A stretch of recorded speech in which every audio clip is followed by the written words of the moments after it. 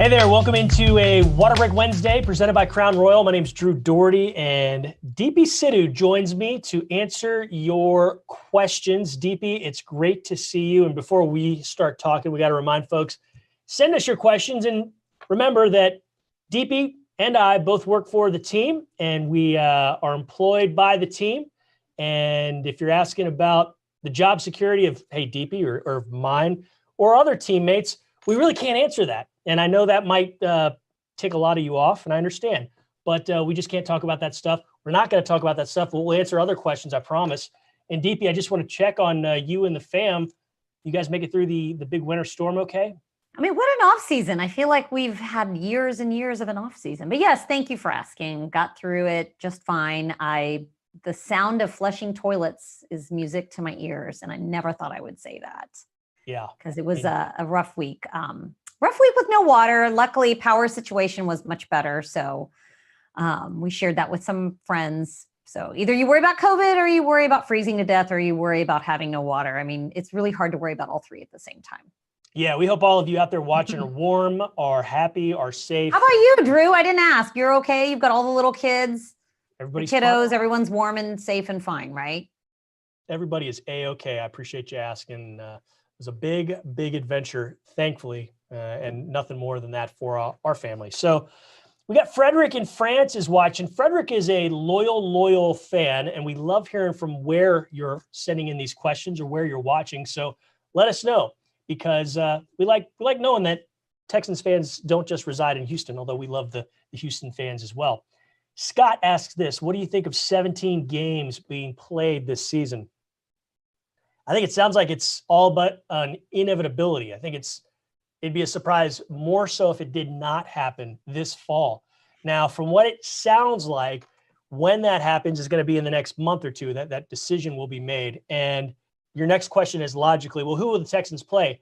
From what I've read, it sounds like they'll play the Carolina Panthers, and I think it would be here, which would mean in the next year, that 17th game would be a road game. So it's going to be, because it's an odd number, 17, you're going to play more road games or home games than the other in year to year. So they'll have more home games, I believe, this year and more roadies next. And why would they play the Carolina Panthers? Well, Carolina Panthers finished third in their division.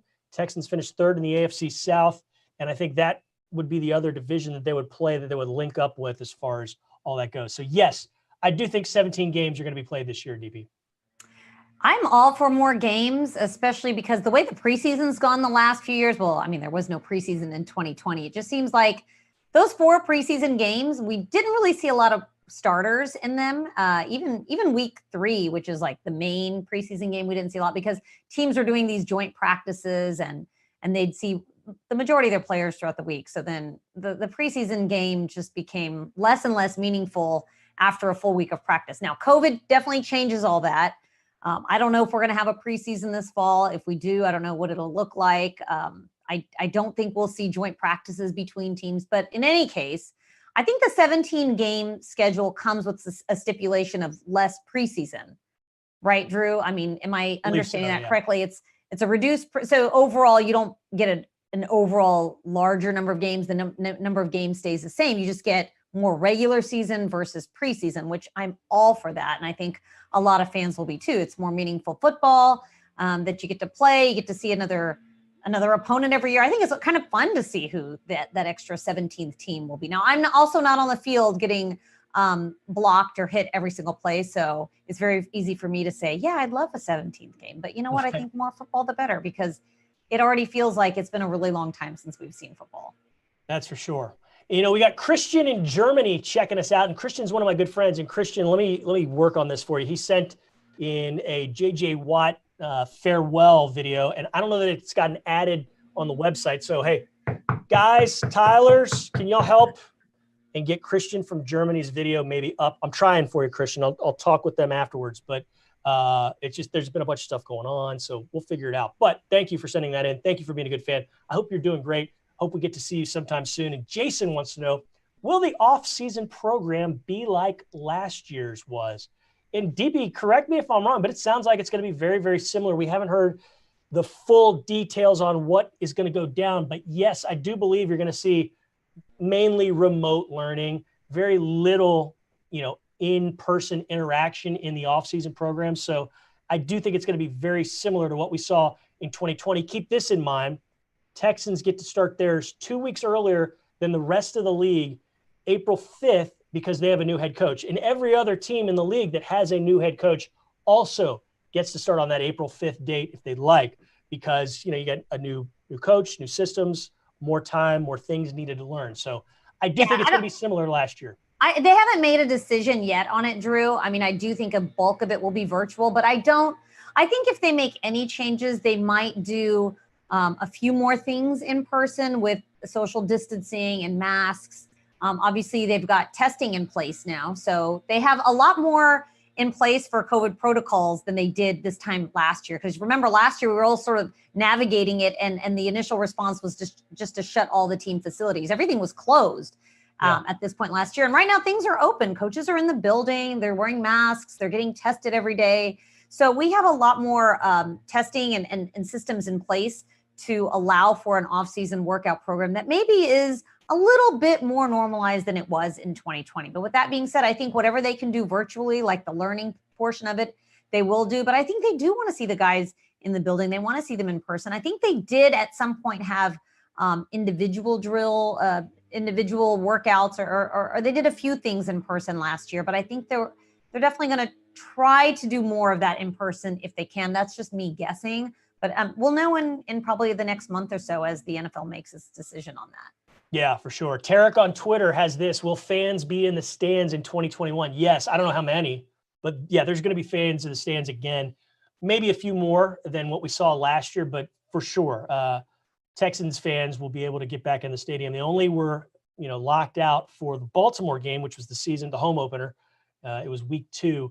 But after that, you were able to see 12 to 15,000. I might be off a little bit there on my numbers, but there was limited fan seating in the stadium. Looking forward to the day when they can fill it back up, though, Deepi.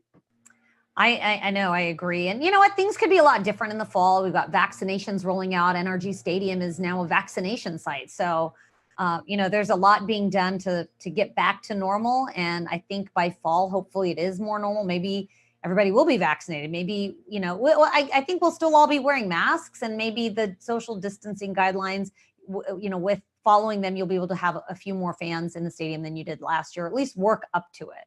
But, I'm very hopeful for the 2021 season as far as that's concerned, because I feel like the light's at the end of the tunnel there. And maybe I'm just an eternal optimist, but I feel like things are trending in the right direction. Yeah, and we're going to wrap things up with this. How do you feel about this year? That's from John on Facebook, and then Lucio on YouTube. What do you think of the new coaching staff? I'm going to fold those together.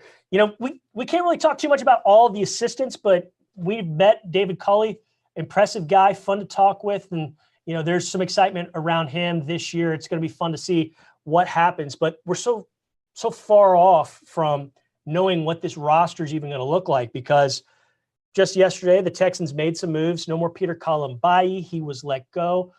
Team also parted ways with Sunil Kelemete, the offensive lineman on the interior, and they re-signed Cornell Armstrong, Buddy Howell, 2 guys who've mainly made their bones on special teams. Howell more prominently so. He's been outstanding on special teams, and he got a few carries late in the season this year as well. But those are 2, I guess folks would say minor moves on the whole, not minor to those guys involved.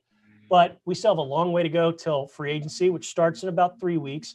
And we also have the draft to get through. So, yeah, there's always excitement this time of year, no matter what happened the year before, right, DB? Yeah, I mean, with a new coaching staff in place, I'm excited to see how different things look and what the personalities of all these coaches are and what the personality of the team looks like. Because I think every time you get a new coaching staff, they sort of have their mantra in place. And I just, I'm looking forward to sort of interviewing all the assistant coaches when they're in the building and talking to them one-on-one, because there's some notable names on that staff that we've seen reported. So once that's all made official, rest assured that we will have one-on-ones and lots of coverage on each of those coaches and what they think the 2021 season will look like. But I think until that happens, it's very hard to guess, because things are still quite incomplete until you have a full coaching staff announced. And like you're saying, until free agency hits and the draft gets going, we don't know what this team is going to look like. Amen. All right, Deepi, good to see you. Always fun to talk Texans with you, and even more fun for us to talk Texans with all of you. So thanks for sending in those questions. We will do this again very, very soon, and we'll conclude by thanking Tyler Marcotte, Amanda Caffey, and the rest of the crew that made this thing happen. Thanks to them. Thanks to you. Till next time, go Texans.